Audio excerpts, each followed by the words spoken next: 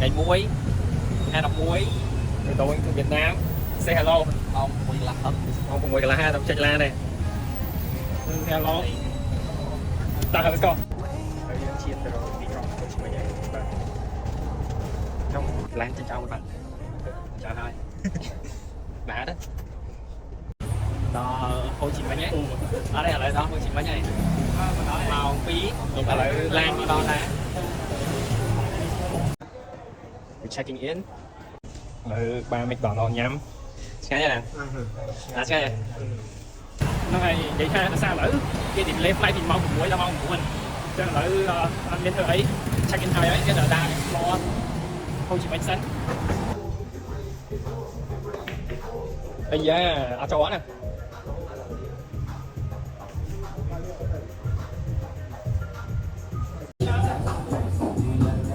rồi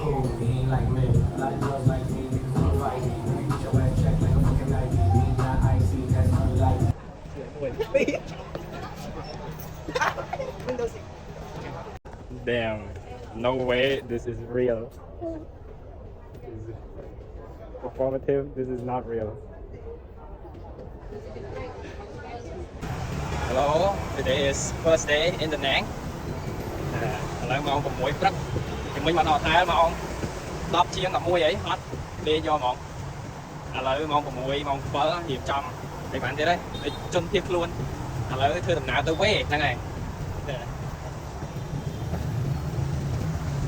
ok chạm đo đọc lương chạm chi ấy chứ chạm áp đến let's go đấy phong thêm khỏi xa đây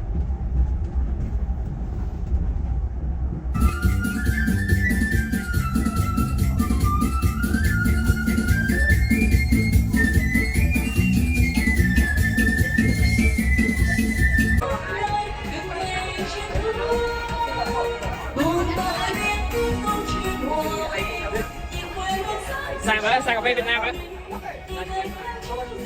không có sao mùi cái sao anh yêu thích nhau mày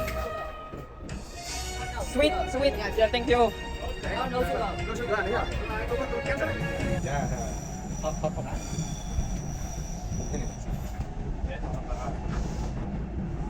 lại mà tao tại đi phí tao vé yeah how are you feeling today feel like I found a good way yeah good way home a good way here yeah tiếp tiếp bạn từ nhằm tiếp tiếp bạn từ nhằm good way đang ở Way City original place we're here at Way City cùng to explore nào ở lại nhằm ấy yes sir say hello anh đây như tầng ngọt nè lợi dương mà đo tin nào hỏi mà đo Huế Trung Huế đấy là lấy nhau bù về ngay nhót ngay nhót tao mới tên na tiết còn ở thế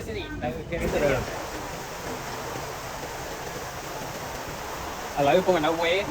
and mình thao ở Imperial Palace sắp từ máu liêng tới lên cao vào rồi damn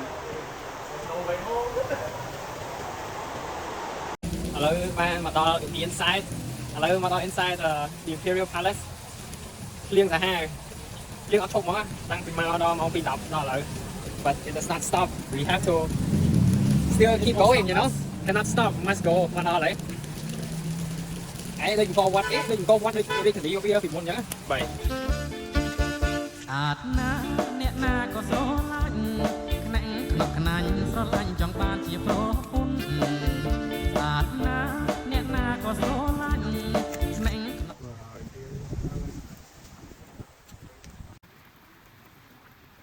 lại con nào quê bà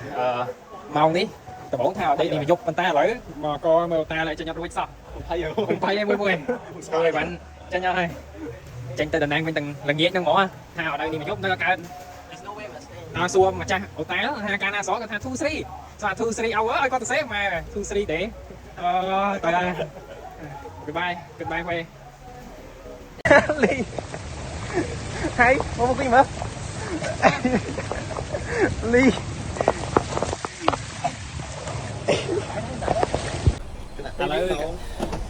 cũng có tập để tì bận đam tì như là ban chạy tập tì là nó bắn sẵn này ơi đó co em chụp liếc mà ta cút vào đó luôn cho mà lấy cancel một phim cancel tay lấy tới tình anh với nhau tới từng chút nè ô mình ô và ly con ấy ho lần trong cái lạ cái lô mình tắt đó nha mình ô và lý cho tất cả mọi máy trời má không mình tắt đó không chịu cúng á ơi đó con we are safe now tới tình anh mình hopefully trong tiếng thì điểm bạn hello đây bạn mà tới tình anh với nhau tầm ba hôm ngon mà đấy con đọc sang này sang chân này quay lại đi mua đảo hay nè cái nhà thôn người ta cầm liếm vào đâu liên chắc tình anh xin love xin sao đây ngày đi ngày kịch bấy nơi tình đáng ngày như thế này biết có biết nhà ăn qua bộ mountain rồi trong tôi ngày ngày đó là trong tôi ngày xài ngày tôi phải ăn sao này ok tôi phải ăn sao này bên to lên đấy đây chẳng từ đằng từ ăn qua bộ mountain này nắng rồi vì trên thay mà list one attraction site là bây giờ Tuesday ngày đi mau muốn bắt ngày đi bấy trying one day ốp lá nha ốp lá một té cái lá lá ốp lá cái nhật đây là cái lá lá này ôi sầm rái rồi căng thẳng mà kêu tầm bay một con nhẹ đấy lá trong câu một kêu đây mà một so mới what is why I have the blue one nhưng mà lấy mà phí tầm tôm anh em ở đây sai sắp trăm lông tray để chuột meeting how ấy meeting kết meeting đấy không có how này nào lại một today trying Michelin star restaurant say hi and also a special guest hello say hello cái rễ môi màu ba màu ba from Korea yeah rễ này ô bạn ăn chung dạ sao vậy là biết sao vậy em ơi anh ăn sao sao hết anh ăn sao như vậy sao quá sẽ cho cô là đó đấy hello mau the new rooftop bar Mount Camp on a Monday just chilling the Dragon Bridge yeah and chilling a bit before heading out somewhere else this is the Han River you know it's nice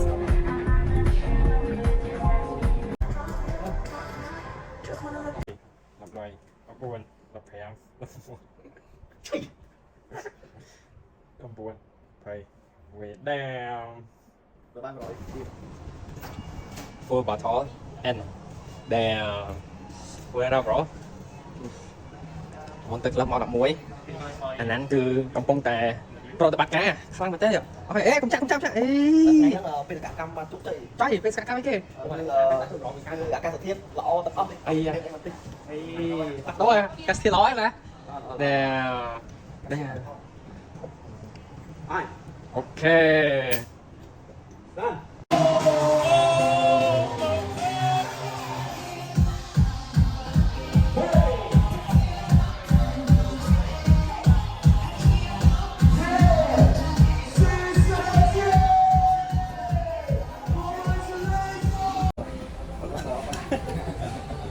Good morning.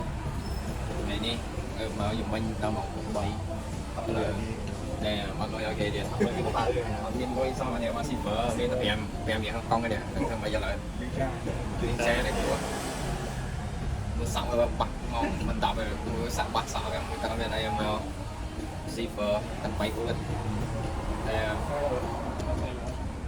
ngày đi ngày chỉ buồn đâu today also my birthday today made is very good some wake up from hangover like some Vietnam quẹt yeah now I'm just gonna go get ready rest a bit before see what we're gonna do today yeah bro is not in Santorini damn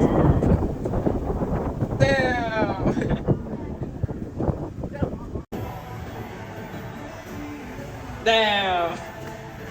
it's a scam bro ở mau hang Michelin nhâm bánh xéo specialty bao kế xem như này biết xem bánh xéo bao kế nó sẽ cô cứ số một một sẽ trốn cái té không bị dướng cứ bao kế nó cứ sủi có thể nhắm một tật chủ lụa kia nè sắc ấy nè chứ có thương váy em với bài trái trái nè down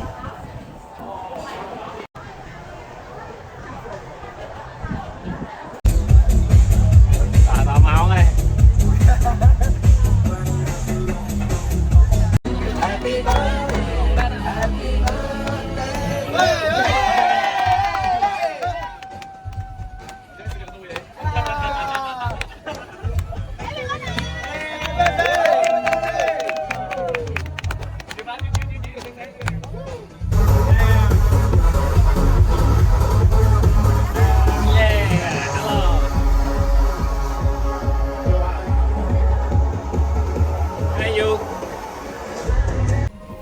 ngày đi pram nơi Đà Nẵng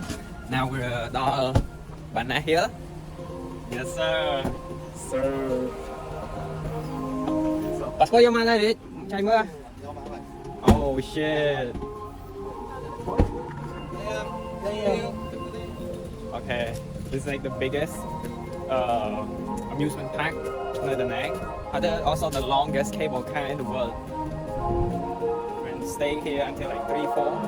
so what they decide to be a chiếc này and yeah it's very nice look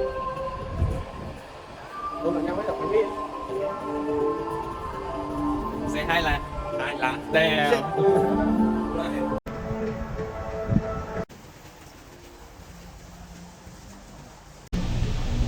about to get on the cable car it's the longest cable car in the world excited so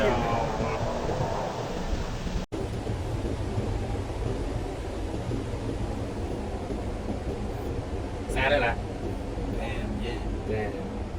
How many games? How many games are there? Hả? How many games are there?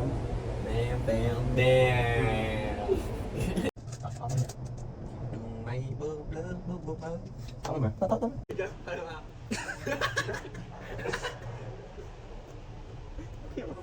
the book is purely performative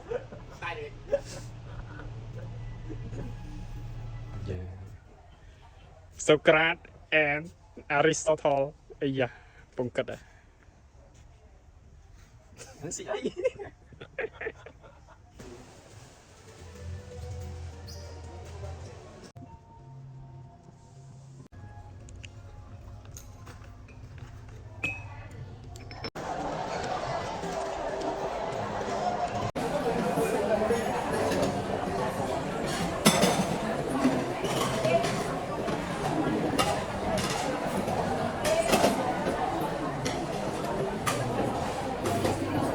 There, everyone's dressing up for the last night in the Nang. Lui ơi, từng bên ta, từng ai gheo ơi. Makeover đã. Sẵn hàm man. Yeah. This is rich. Rich who?